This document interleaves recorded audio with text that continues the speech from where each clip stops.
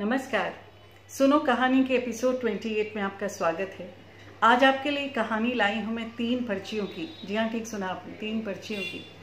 पहली पर्ची जिसने एक जीवन बदला एक व्यक्ति का, दूसरी पर्ची जिसने भाग्य बदल दिया इस देश का, और तीसरी पर्ची जिसने स्वरूप ही बदल दिया हमारे देश का। आइए आपको ले चलूं 1908 में, 1908 अहमदाबाद के कोर्ट में, जहां एक केस चल रहा है और कटहरे में है एक ऐसा व्यक्ति जिस पर हत्या का आरोप है, और अगर यह आरोप सिद्ध होता है तो फांसी निश्चित है। ब्रिटिश जज कोई रियायत नहीं करेगी, ये बात तो निश्चित है। और इस व्यक्ति की पैरवी कर रहे एक ऐसे बैरिस्टर जो विदेश से अपनी डिग्री लेकर आए हैं और अपने कौशल में सिद्धहस्त है, वल्लभ भाई झावेर भाई पटेल। प्रमाण है उनके पास और उनकी दलीलों से, तर्कों से कोर्ट बिल्कुल चुपचाप उनकी दलीलें सुन रहा है। ऐसे माहौल में कोर्ट में उस समय प्रवेश होता है एक ऐसे व्यक्ति का जो बदहवासा दौड़ता हुआ आता है और चाहता है कि वकील साहब के पास पहुंच जाए। ऐसा उसे करने नहीं दिया जाता। वो बहुत विनती करता है। जब उसे रोका जाता है तो वो एक कागज का पुर्जा लेकर उस पर कुछ लिखता है और अर्दली से कहता है, ये पर्ची वकील साहब के पास पहुंचा दीजिए। अर्दली ऐसा करता है और वकील साहब जब वो पर्ची देखते हैं तो उस पर लिखा है, आपकी पत्नी का देहांत हो गया है। एक पल को वो ठिठक जाते हैं और दूसरे ही पल उस पर्ची को वो जेब में रखकर उसी जोश से अपने तर्क, अपनी दलीलें प्रस्तुत करते हैं और उस व्यक्ति को फांसी से बचा लेते हैं। ये व्यक्ति हैं वल्लभ भाई झावेर भाई पटेल, और वकालत का दायित्व और अपनी गृहस्थी का दायित्व दोनों अपने कंधों पर लेकर वो चल रहे हैं और उनके जीवन सुचारू रूप से चल रहा है। शौकीन हैं थोड़े से इसके, उनको ब्रिज खेलने का बहुत शौक है, क्लब जाया करते हैं। ब्रिटिश कल्चर में सराबोर वो सूटेड बोटेड और सुपर मैनरिज्म्स इसके लिए पहचाने जाते हैं। क्लब में एक दिन बहुत हलचल होती है और पता चलता है कोई मोहनदास करमचंद गांधी आए हुए हैं जिसको लोग सुनने के लिए जाना चाहते हैं।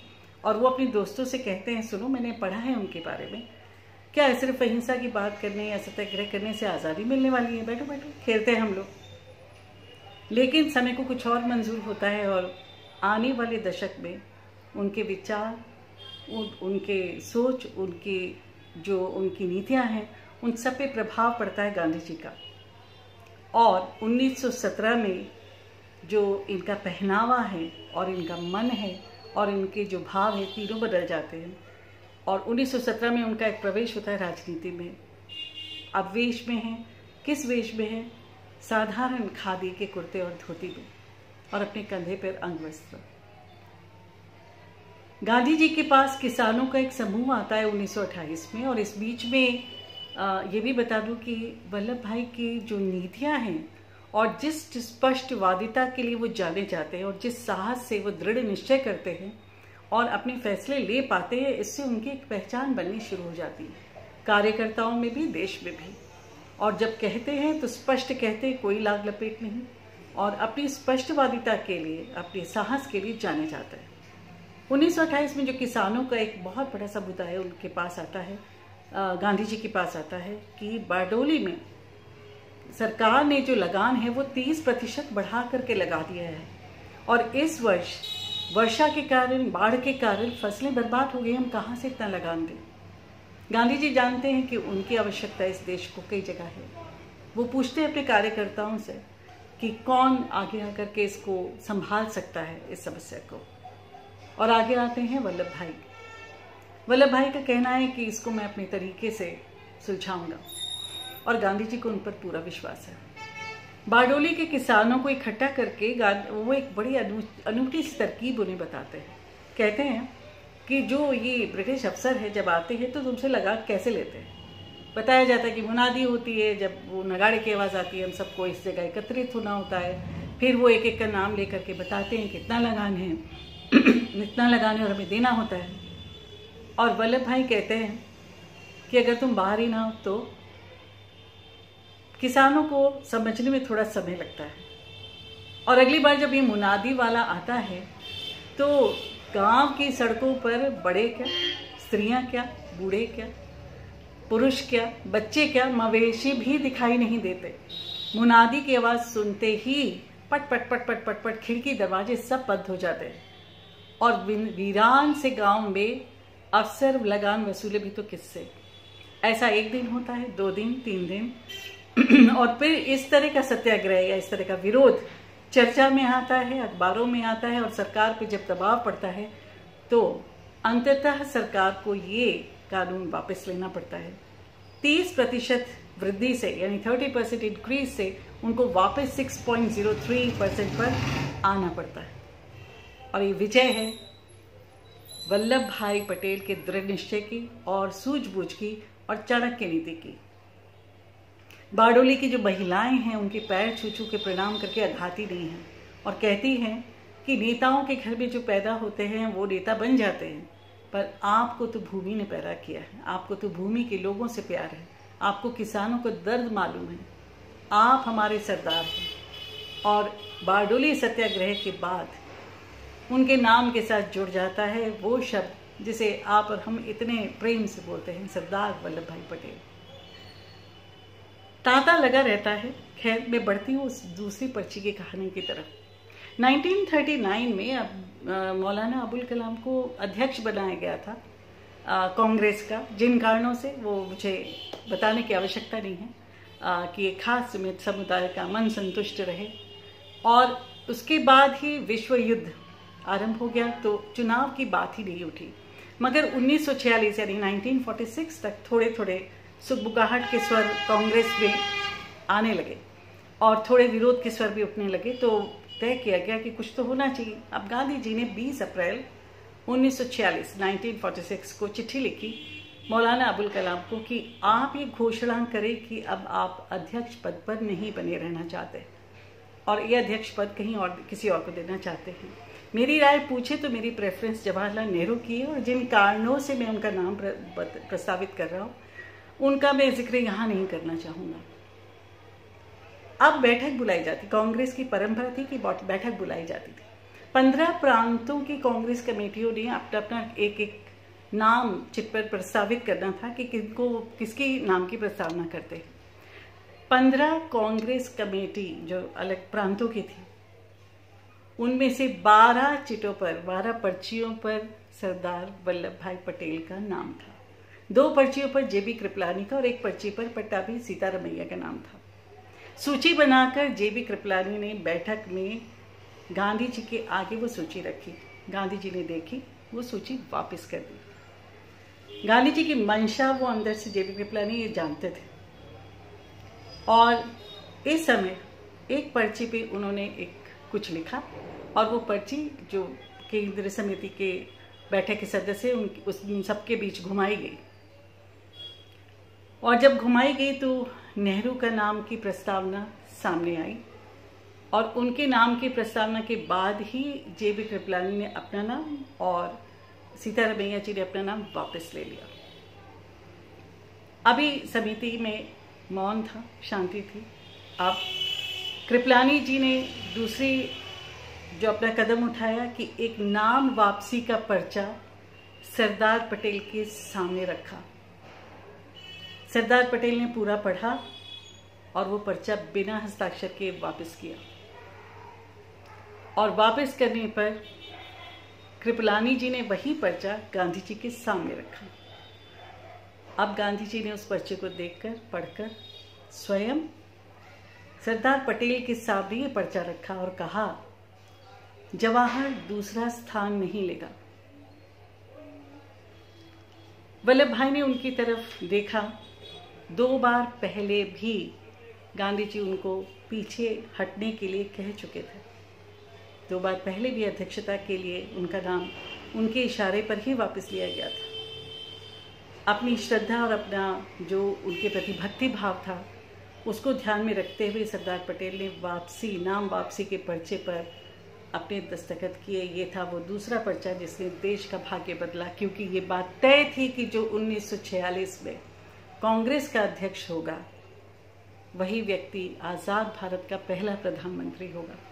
कहने की आवश्यकता नहीं है कि भाग्य कुछ और होता अगर वो दिन उस पर्चे ने कुछ और किया होता या उस पर्चे पर कुछ और किया गया होता या चर्चा होती। थोड़ा सा आगे बढ़ती हूँ।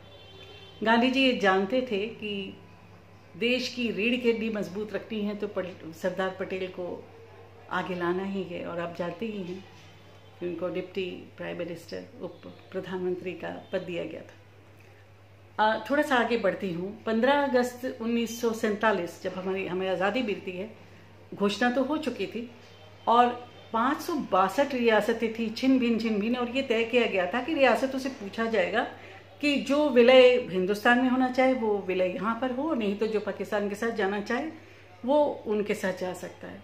सरदार पटेल की दूरदृष्टि ने यह साफ देखा कि अगर पूरे भारत में हर रियासत को अगर हम ये स्वतंत्रता देते हैं तो इसका नतीजा क्या होने वाला है, तो ये तो भारत टुकड़े टुकड़े टुकड़े टुकड़े में बंट जाएगा।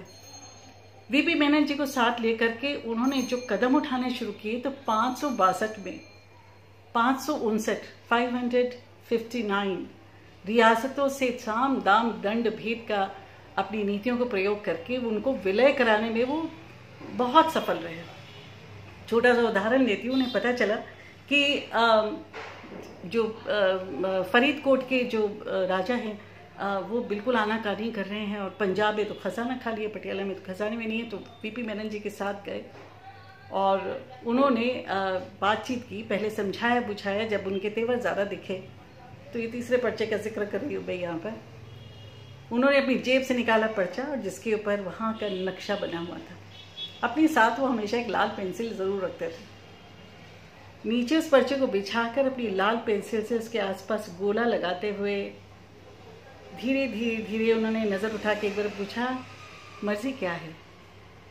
और फरीदकोट के राजा ने इसी में खैरियत समझी कि ये जो एक लाल घेरा लगाया गया ना, ये कुछ खतरे की निशानी है, और वो मान गए। तो इसी तरह से वो बस्तर में उन्हें पता चला कि सोने के खदाने हैं और जो हैदराबाद का निज़ाम है वो वहाँ की ज़मीन को खरीदना चाहता है।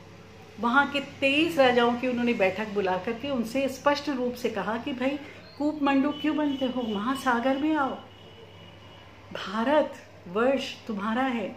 और कभी प्यार से कभी मनुहार से एक एक करके उन्होंने सभी को अपने साथ जोड़ना शुरू किया। मगर 3 राज्य, मैंने आपसे कहा ना 559, 3 राज्य जो थे वो किसी तरह काबू नहीं आ रहे थे। तो चलिए उनकी भी कथा सुनाते। जूनागढ़ चारों तरफ जो आप देखेंगे तो ऐसा कुछ नहीं था कि पाकिस्तान से उसकी ज़मीन लगती थी, लेकिन 15 अगस्त 1947 को ही उन्होंने अनाउंस कर दिया, ये घोषणा कर दी कि हम जो है पाकिस्तान के साथ रहेंगे, जबकि प्रजा चाहती थी कि वो भारत के साथ विलय हो। और अपना दबाव और अपनी नीतियों से आप देखिए सरदार पटेल ने ऐसे अपनी तरीके अपनाए कि जूनागढ़ के जो निज़ाम थे वो 9 नवंबर 1947 को ही पलायन कर गए पाकिस्तान की तरफ, और फिर धीरे धीरे उसको भी विलय कर लिया गया। कश्मीर का मुद्दा नेहरू जी ने अपने हाथ में रखा और यूएन तक ले गए, जिस बात से पटेल जी बिल्कुल खुश नहीं थे। उनको था कि ये बड़ा निजी मामला है, इसमें यूनाइटेड नेशंस का क्या काम। खैर, मैं हैदराबाद में आती हूँ। अगर आप हैदराबाद की स्थिति देखें तो चारों तरफ भारतीय राज्य है और हैदराबाद के जो निज़ाम है उनके बहुत तेवर थे, सीधी बात सुनने को तैयार नहीं, और उन्होंने ऐलान कर दिया कि हम तो पाकिस्तान के साथ हैं। और उस समय क्योंकि इस बात को तय कर लिया गया था कि भाई रियासतों को अपनी छूट दी जाएगी, मजबूरन मानना पड़ा। आपको ध्यान रहे 15 अगस्त को 1947 को हैदराबाद भारत के नक्शे में नहीं था। तो ये जिस समय उनको 1 साल उस राज्य को देखने पर पता चला कि पाकिस्तान से असले आ रहे हैं, हथियार आ रहे हैं, भारत की ही सड़कों पर वो वाहन चल रहे हैं, भारत के आकाश में विमान उड़ रहे हैं, हथियार इकट्ठा किया जा रहा है, क्योंकि योजना कुछ और थी। और फिर ये वो नेता थे जिन्हें मालूम था कि अगर किसी नीति पर दृढ़ रह रहे हैं तो किस हद तक, अहिंसा पर दृढ़ रह रहे हैं मगर किस हद तक। 13 सितंबर 1948 सेना का प्रवेश होता है और 3 दिन के अंदर हैदराबाद के निज़ाम हथियार डाल देते हैं। ये उनको बनाता है लौह पुरुष। परिवार के किसी मुखिया से पूछिए, 5 सदस्यों को एक मत कराने में हालत खराब हो जाती है। और 562 रियासतें एक साथ कर पाना, आज हम और आप जो सिर उठाकर अखंड भारत में रह रहे हैं, इनके प्रयासों की वजह से रह रहे। अगर इनके प्रयास ना होते तो आप सोचिए भारत का नक्शा क्या होता है। मन से नमन होता है कि ये वो कर पाए और अपनी बात को कितनी साहसपूर्ण ढंग से कहते थे। एक जो प्रसिद्ध जर्नलिस्ट जिन्होंने राजेंद्र प्रसाद जी का एक बार इंटरव्यू लिया, तो राजेंद्र प्रसाद जी के शब्द उन्होंने कोट किए हैं कि अपने एक ग्लैमर के कारण गांधी जी ने फिर अपने सबसे महत्वपूर्ण लेफ्टिनेंट को कुर्बान कर दिया। ये उन्होंने कहा है और आज भी हमें लगता है।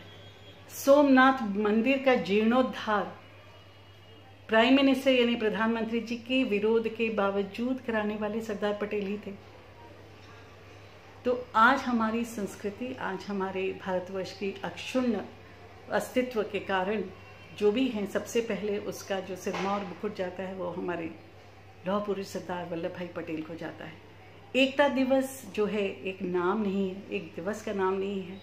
ये वो शब्द नहीं है जिसके लिए सिर्फ प्रोजेक्ट दिए जाएं, कुछ कर लिया जाए या किसी असेंबली के थीम में परिवर्तित कर दिया जाए। एकता की कहानी और इसके पीछे की जो मेहनत और जो खून का एक एक कतरा सरदार वल्लभ भाई पटेल का गिरा है, समझिए। क्योंकि बिना क्रांति, बिना युद्ध, बिना किसी लड़ाई के ये सब उन्होंने कर दिखाया, जो किसी के लिए, मुझे नहीं लगता किसी के लिए भी संभव होता। फिश में लौह पुरुष कितनों को कहते हैं, सिर्फ एक। तो उनको याद करें, नमन करें और अपने हृदय में उनके लिए श्रद्धा भाव करें, मगर अपने परिवार के हर व्यक्ति को उनके बारे में अवश्य बताएं और अपने बच्चों में ये संस्कार डालें कि ये जो एकता है वो उसको दृढ़ करना हमारा कर्तव्य है। बहुत बहुत नमन, बहुत बहुत धन्यवाद।